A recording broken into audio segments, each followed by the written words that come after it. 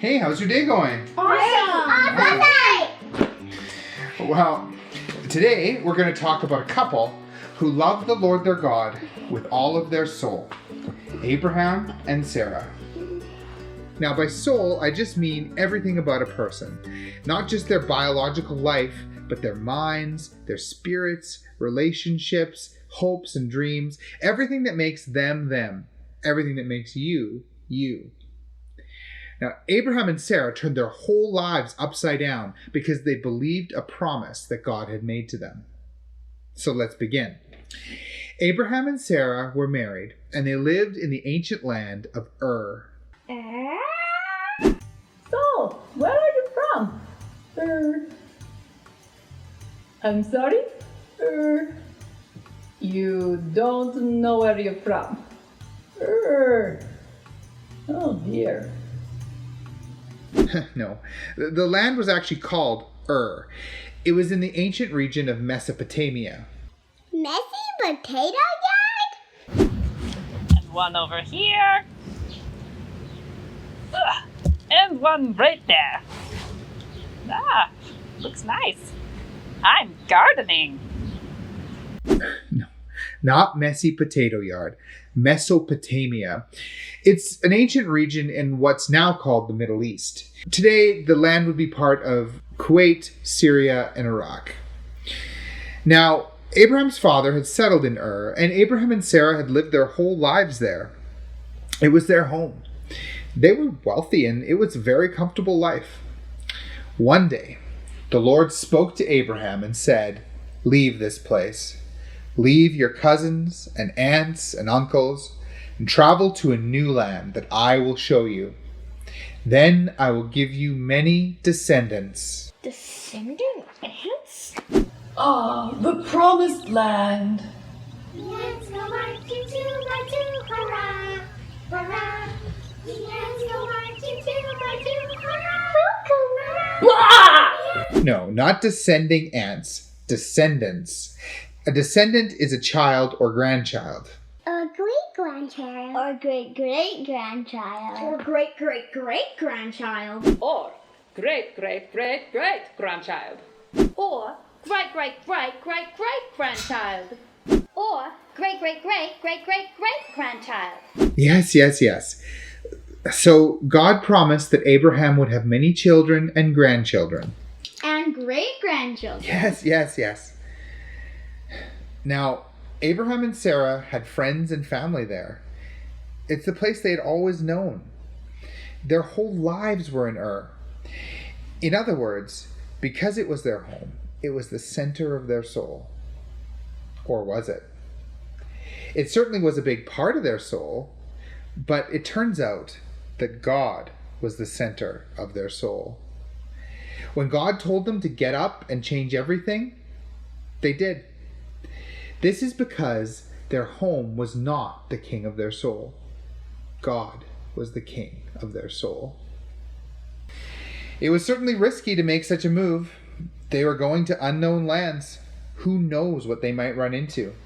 Bandits. Give me all your goats. Okay. Famine. Nice to meet you. Did you say your name was Abraham?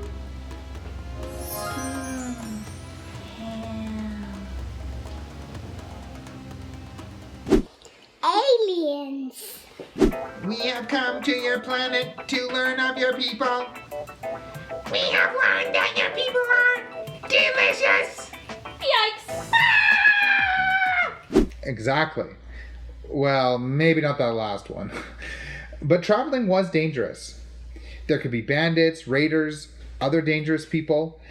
And Abraham and Sarah had many goats and sheep, so if there wasn't enough food, they and their livestock would starve. But they did what God commanded. They reorganized their whole life, their whole soul, based on God's promise. So a short while later, they came to the land of Canaan, and God spoke to Abraham. "This is the land that I will give to your descendants." So Abraham and Sarah settled in the land, had a bunch of kids, and lived happily ever after. The end.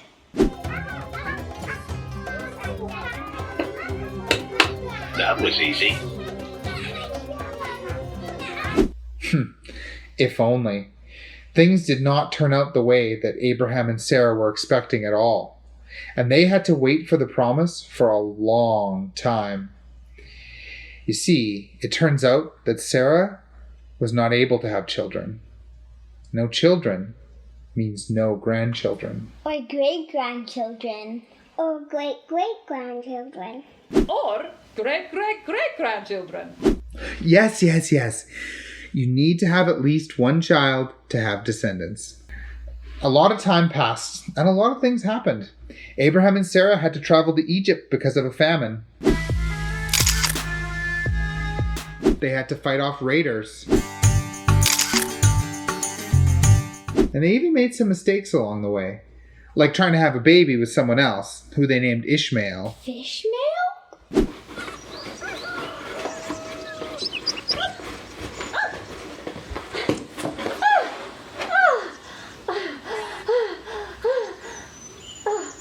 That was not first class.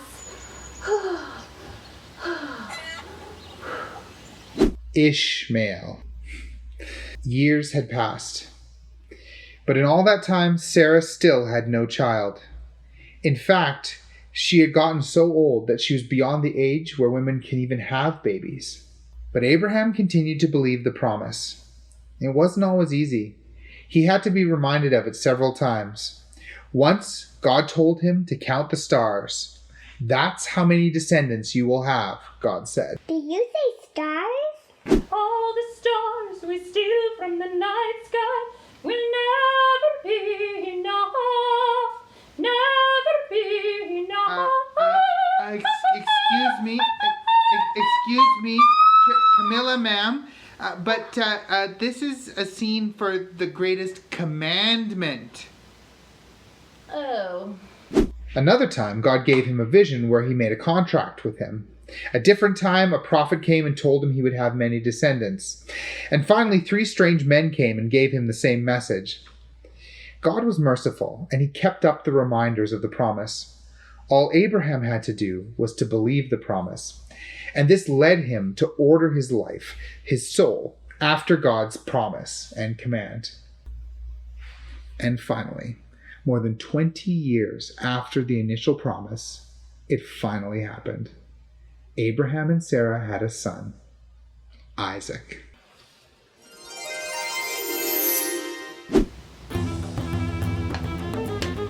That was easy. Oh, really? Not easy at all, was it? But because Abraham and Sarah loved the Lord their God with all their souls, they were able to order their whole souls under God. They believed God's promise and so followed his command. They weren't always perfect, but they loved the Lord their God with all of their souls. And that's our story for today. Thanks. I'm excited for tomorrow's story.